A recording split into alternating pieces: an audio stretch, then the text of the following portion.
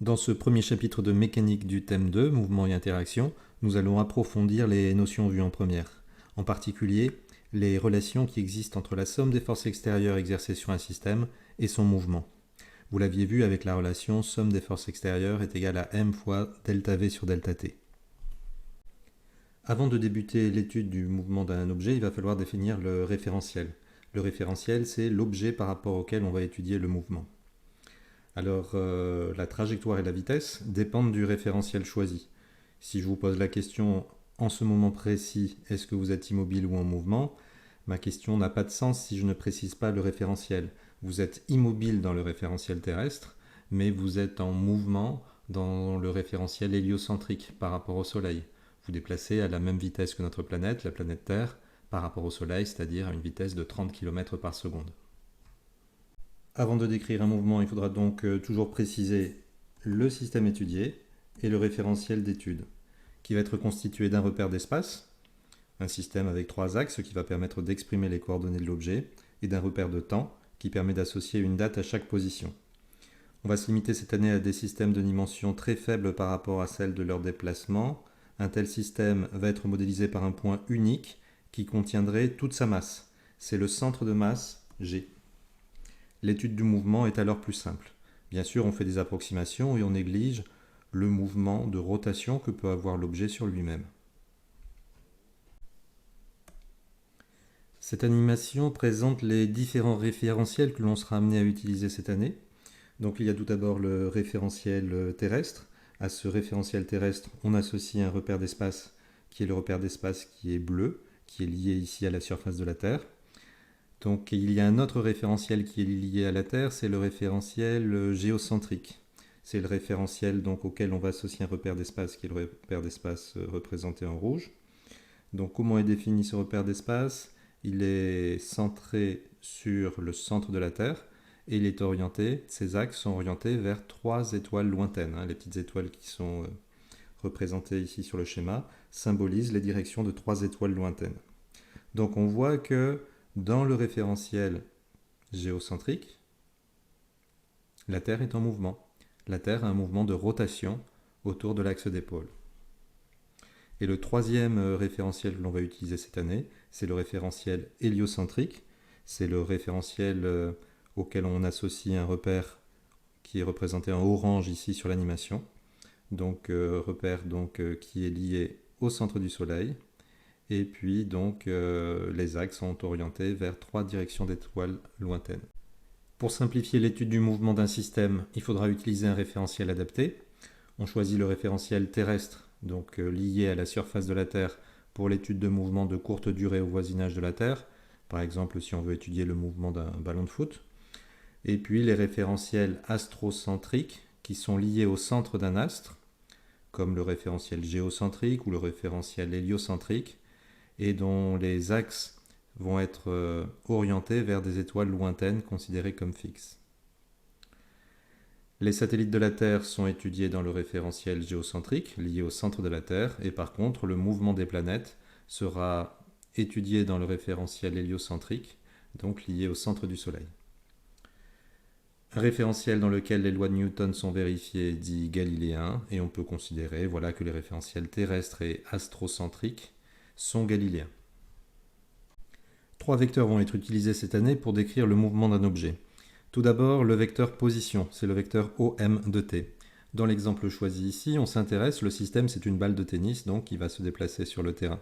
On a choisi un repère d'espace, OXY, avec 2 vecteurs unitaires, le vecteur unitaire I et le vecteur unitaire J. Les vecteurs unitaires, ce sont des vecteurs qui ont pour norme 1. Et donc le vecteur position, c'est tout simplement le vecteur dont l'origine est le point O, l'origine du repère, et qui va pointer vers la balle de tennis, qui correspond au point M. Donc les coordonnées de ce vecteur, c'est tout simplement les coordonnées de la balle, X et Y. Donc le vecteur position, il a pour expression X fois le vecteur unitaire I plus Y fois le vecteur unitaire J. Il faut bien avoir conscience que X et Y sont des fonctions du temps. C'est normal puisque la balle elle se déplace sur le terrain. Donc les coordonnées X et Y varient au fur et à mesure que la balle se déplace et au fur et à mesure que le temps évolue. Pour simplifier les notations, souvent on écrira plus simplement OM égale x fois le vecteur unitaire i plus y fois le vecteur unitaire j, sans rappeler cette dépendance du temps. Ce qu'on appelle la norme du vecteur vitesse, elle se calcule ainsi. En mathématiques, vous utilisez cette notation avec la double barre pour indiquer la norme. Nous, on utilisera une notation un petit peu allégée, sans indiquer les doubles barres et la flèche. Et donc la norme, c'est tout simplement la longueur de ce vecteur. Il suffit d'utiliser donc le théorème de Pythagore pour retrouver ici la longueur de l'hypoténuse à partir des longueurs des côtés du triangle rectangle. Deuxième vecteur du mouvement, le vecteur vitesse.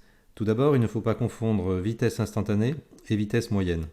Par exemple, si vous faites un trajet en voiture entre Bordeaux et Bergerac, une distance de 120 km que vous parcourez en 2 heures, votre vitesse moyenne sera de 120 km que divise 2, c'est-à-dire 60 km par heure. Mais sur le trajet, votre vitesse instantanée, c'est la vitesse qui est indiquée par le compteur de vitesse, c'est une vitesse qui va varier en fonction de l'endroit où vous êtes. Vous allez rouler à 50 km par heure dans les agglomérations, 80 km par heure sur les nationales, 130 km par heure sur l'autoroute. Donc ne pas confondre ces deux vitesses. Le vecteur vitesse instantanée est la dérivée du vecteur position par rapport au temps, ce qui donne la relation v de t égale d de om sur dt. On retrouve la notation de la dérivée que l'on utilise en physique, d sur dt, qui signifie qu'on dérive ce vecteur par rapport à la variable temps. Alors, dériver une fonction, vous savez ce que ça signifie. Dériver un vecteur, pour l'instant, non. Qu'est-ce que ça signifie, en fait, dériver un vecteur par rapport au temps? Ça signifie qu'on va dériver par rapport au temps chacune de ses coordonnées. Donc, Vx, la coordonnée Vx de ce vecteur, ça va être la dérivée de la coordonnée x par rapport au temps. Et la coordonnée Vy va être la dérivée de la coordonnée y du vecteur position par rapport au temps. La norme du vecteur vitesse se calcule de façon analogue à partir de ces coordonnées. V égale racine carrée de Vx carré plus Vy carré. Le vecteur vitesse a pour caractéristique une direction qui est la tangente à la trajectoire. Son sens, il est orienté dans le sens du mouvement. Sa norme s'exprime en mètres par seconde. D'où les quelques tracés de vecteur vitesse qui sont représentés ici sur le schéma. Et on verra d'ici quelques temps comment tracer les vecteurs vitesse à partir d'une chronophotographie. Puisque Vx est la dérivée de x par rapport au temps, on va utiliser la même interprétation géométrique de la dérivée que l'on avait utilisée dans le cours de cinétique. Vx est le coefficient directeur de la tangente à la courbe x de t à la date considérée. Par exemple, on va déterminer graphiquement Vx à la date t égale 4 secondes, sachant que l'on dispose justement de la courbe qui donne x en fonction du temps. Donc pour pouvoir déterminer Vx à cette date-là, il va falloir tracer cette tangente à la courbe à la date t égale 4 secondes. Vx est le coefficient directeur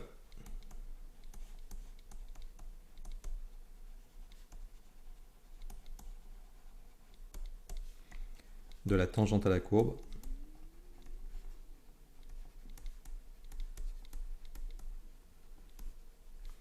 x de t. Je vais donc tracer la tangente à la courbe à la date considérée.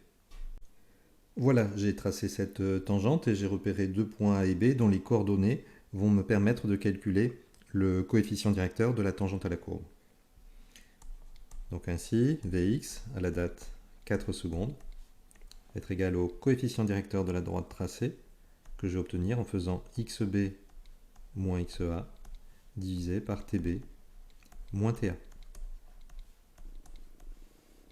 Je relève les coordonnées. xb, c'est 3,4 mètres, moins 1,4 la coordonnée de xa, divisé par 7,5, moins 0. Le quotient, donc, me donne 0,27 mètres par seconde. Donc, à cet instant précis, l'objet étudié a une vitesse de 0,27 mètres par seconde selon l'axe OX. Dernier vecteur que l'on va utiliser cette année pour décrire un mouvement, c'est le vecteur accélération, A de t. L'accélération, c'est une grandeur vectorielle qui représente la variation du vecteur vitesse au cours du temps. Pour illustrer cette grandeur, l'accélération, prenons l'exemple du saut effectué par Felix Baumgartner en 2012 à partir d'une nacelle qui était à une altitude de 38 km.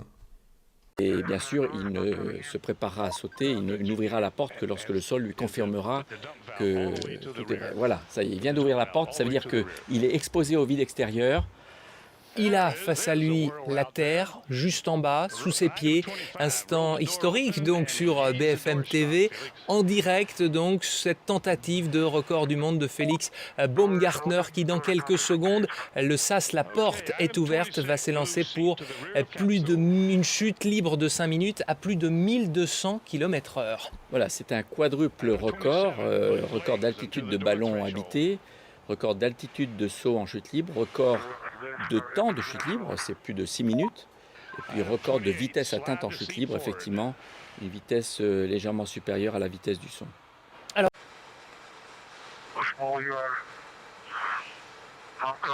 il va réaliser un peu un fantasme que j'ai toujours eu d'astronaute, de rentrer à pied de l'espace. c'est parti, Jean-François Clairvoy. La vitesse Il déjà accélère. avec laquelle Il accélère à environ 10 mètres par seconde au carré, ça veut dire que toutes les secondes, sa vitesse augmente de 10 mètres par seconde.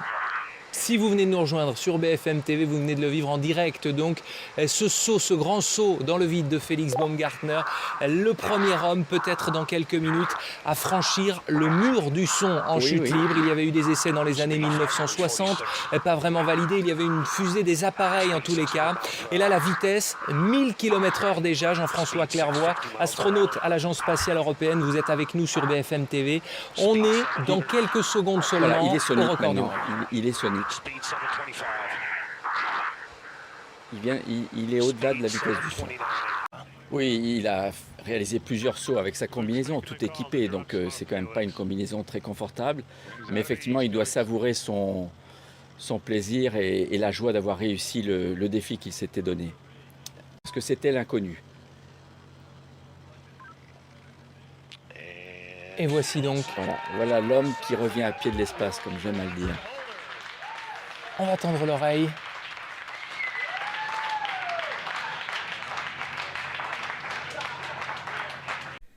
Personnellement, je n'aurais jamais fait ça. Alors, vous l'avez entendu dans le commentaire, son accélération était de 10 mètres par seconde au carré, ce qui signifie qu'à chaque seconde, sa vitesse augmentait de 10 mètres par seconde. L'accélération représente la variation du vecteur vitesse au cours du temps. Alors mathématiquement, le vecteur accélération est la dérivée du vecteur vitesse instantanée, v de t, par rapport au temps. A de t égale dérivée du vecteur vitesse par rapport au temps.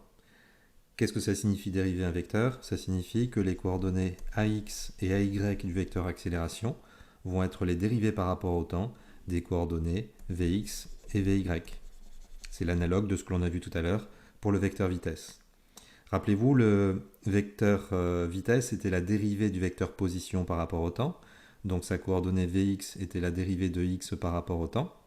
Donc AX, c'est la dérivée de x par rapport au temps. C'est-à-dire en mathématiques, on appelle ça la dérivée seconde. Et la dérivée seconde, en physique, on utilise cette notation. Ce n'est qu'une notation, d2x sur dt carré. Et pareil ici, selon y. Quelles sont les caractéristiques du vecteur accélération? Du point de vue de la direction, ça sera celle de delta v. Delta v, c'est le vecteur variation de vitesse que vous avez étudié en première. On en reparlera bientôt. Sens, pareil, celui de delta v. Et la norme, on la calcule comme d'habitude à partir des coordonnées. La norme de a, ça sera égal à racine carrée de ax carré plus ay carré. Dans cet exemple, on nous demande de déterminer graphiquement l'accélération selon l'axe y à la date t égale 4 secondes. Et on a la courbe qui donne vy en fonction du temps. Comme ay est la dérivée de la coordonnée vy par rapport au temps, on va utiliser l'interprétation graphique de la dérivée. Ay est le coefficient directeur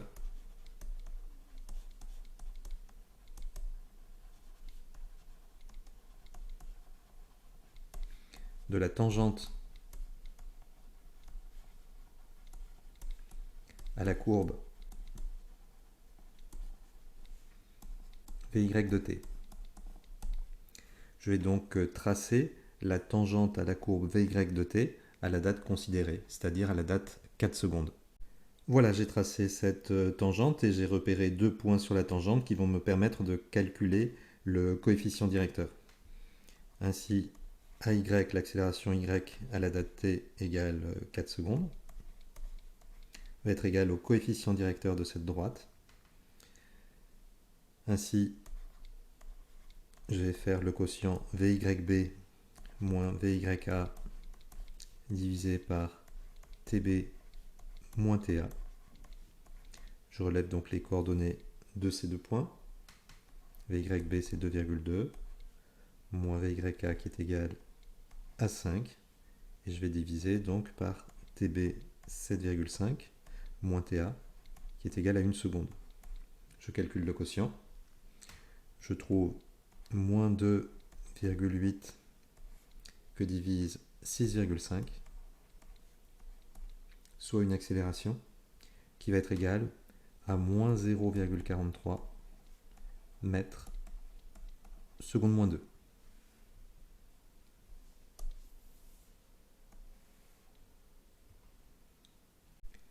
AY est ici négative, ce qui signifie que la coordonnée VY est en train de diminuer. En résumé, le vecteur position a 2 coordonnées x et y qui correspondent aux coordonnées de l'objet. Si on dérive les coordonnées par rapport au temps, on va avoir les coordonnées du vecteur vitesse. Et si on dérive à nouveau encore par rapport au temps les coordonnées du vecteur vitesse, on va obtenir les coordonnées du vecteur accélération. Prenons un exemple pour illustrer tout cela. Considérons un vecteur position qui a pour coordonnées x de t égale 17 fois t, y de t égale 5 fois t au carré plus 2. T ici, bien sûr, est le temps. Si je veux connaître la position de l'objet à un instant considéré, par exemple à la date t égale 0 secondes, je vais remplacer t par cette valeur dans les 2 équations. Ce qui va donner pour x de 0, ça va faire 0, et y de 0 va être égal à 5 fois 0 carré plus 2, c'est-à-dire 2. Donc les coordonnées du vecteur position à la date t égale 0 vont être égales à 0 selon x, et puis 2 mètres selon y. Quelques rappels sur les dérivées. La dérivée de x à la puissance n, c'est petit n fois x à la puissance n-1. La dérivée de 6x, c'est 6. La dérivée de x carré, c'est 2 fois x. La dérivée de 3x carré, c'est 3 fois la dérivée de x carré, 6x.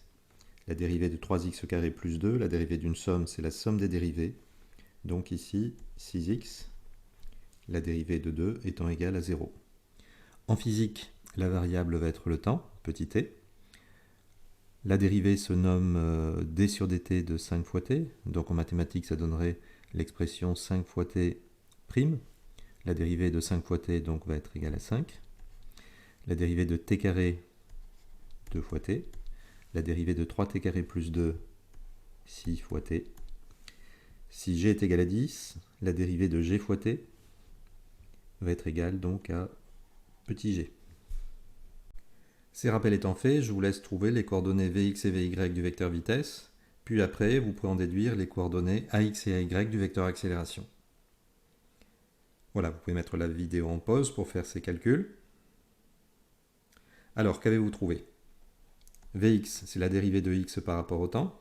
X, comment est-il défini? C'est 17 fois t. Quelle est la dérivée de 17 fois t? La dérivée de 17 fois t est égale à 17. Quelle va être la dérivée de 5 fois t au carré plus 2 pour obtenir Vy? La dérivée de t carré, c'est 2t, donc la dérivée de 5 fois t au carré, ça va être égal à 10 fois t. Il faut que je dérive aussi le deuxième terme, la dérivée d'une constante, la dérivée de 2, c'est 0. Donc la dérivée de y est égale à 10 fois t. Pour obtenir les coordonnées de A, il faut que je dérive à nouveau les coordonnées du vecteur vitesse. Donc la coordonnée AX va être égale à la dérivée par rapport au temps de 17. 17 est une constante, la dérivée d'une constante est nulle.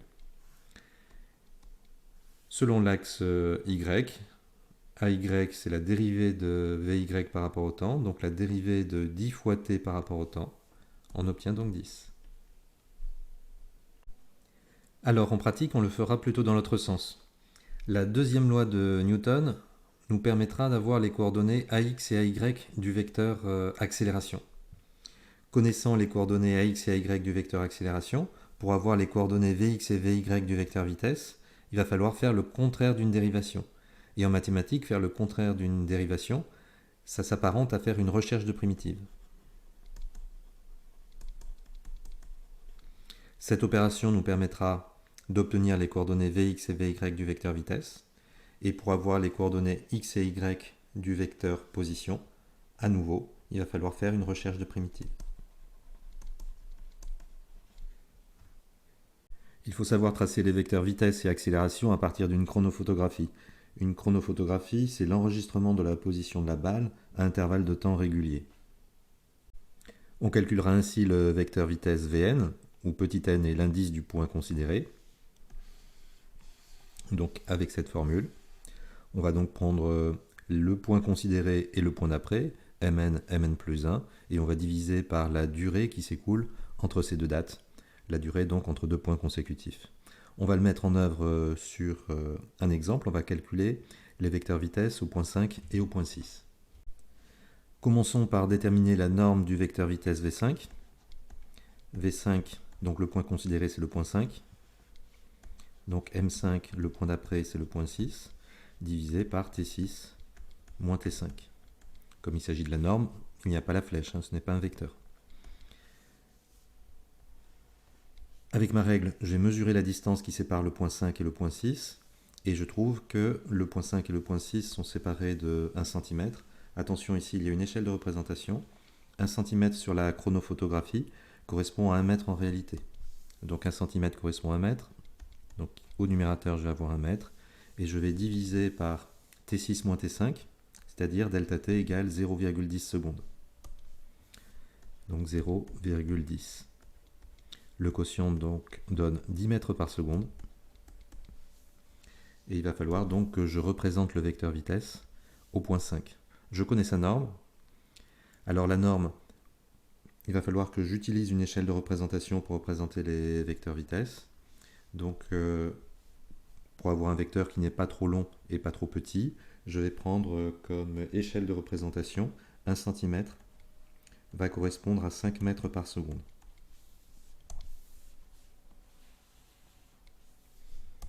Donc mon vecteur qui fait 10 mètres par seconde va correspondre à un vecteur vitesse qui va avoir pour longueur 2 cm. Il ne me reste plus qu'à représenter ce vecteur vitesse. Rappelez-vous, le vecteur vitesse, il est tangent à la trajectoire.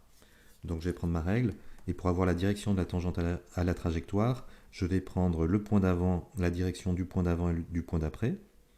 Je remonte un petit peu ma règle, en la laissant parallèle à elle-même, et donc je vais tracer ce vecteur qui va avoir pour longueur 2 cm. Je mets la flèche et j'indique à côté qu'il s'agit du vecteur vitesse V5. Je vous laisse mettre la vidéo en pause et vous allez faire exactement le même travail, mais cette fois-ci pour le vecteur vitesse instantané V6. Allez-y. Et voici donc le résultat de la construction. Nous allons construire maintenant le vecteur accélération au point 5 en utilisant la formule suivante. Le vecteur accélération, ça va être égal à la variation du vecteur vitesse divisé par la durée.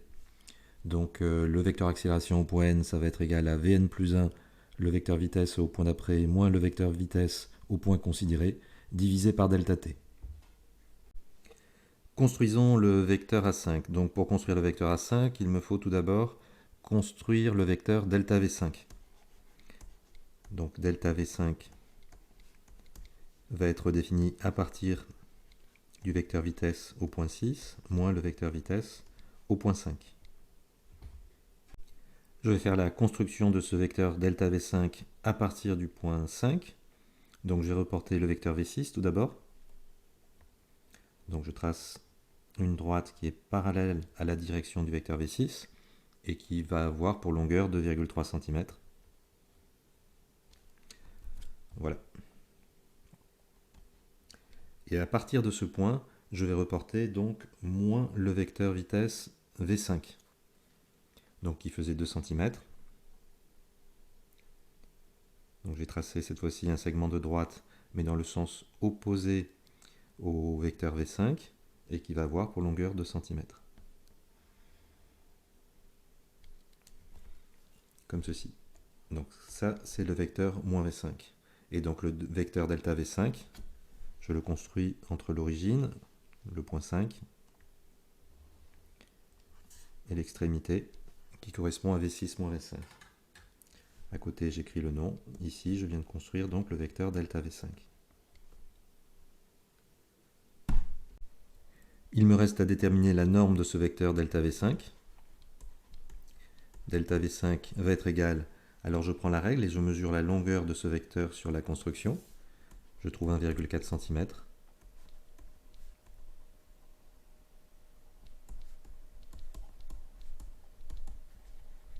Je prends en compte l'échelle de représentation.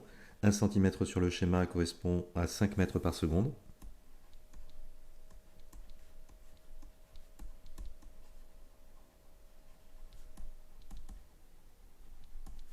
Et je trouve donc 7 mètres par seconde. Je connais la norme de delta V5. Je peux maintenant calculer la norme du vecteur A5 qui va être égale à delta V5 divisé par delta T. Je remplace 7 que divise 0,10. Je vais donc trouver 70 mètres seconde moins 2. Il va me falloir représenter ce vecteur accélération. Pour cela, je vais donc définir une échelle de représentation pour les accélérations. Pour avoir un vecteur qui ne soit pas trop grand ni trop petit, je vais prendre comme échelle de représentation 1 cm sur le schéma va correspondre à 25 mètres seconde moins 2. Et en prenant en compte cette échelle, mon vecteur accélération va correspondre donc à un vecteur qui va avoir pour longueur 2,8 cm. Je peux donc tracer maintenant le vecteur accélération. Le vecteur accélération, il a le même sens et la même direction que le vecteur delta V. Il a pour norme 70 mètres par seconde au carré, soit avec l'échelle de représentation, une longueur de 2,8 cm. Donc le vecteur accélération, le voici. Et j'écris à côté le nom du vecteur, A5. Il faudra aussi savoir transcrire ces relations en langage Python, comme vous l'aviez fait l'année dernière en exploitant des vidéos. Sous Lattice Pro, vous aviez repéré image par image la position du ballon pour avoir ses coordonnées. Et dans un programme Python, vous calculiez Vxi et Vyi à l'aide de ces formules. Et cette année, on rajoutera une étape où il faudra calculer le vecteur accélération, les coordonnées du vecteur accélération, à partir des coordonnées du vecteur vitesse, avec ces deux formules.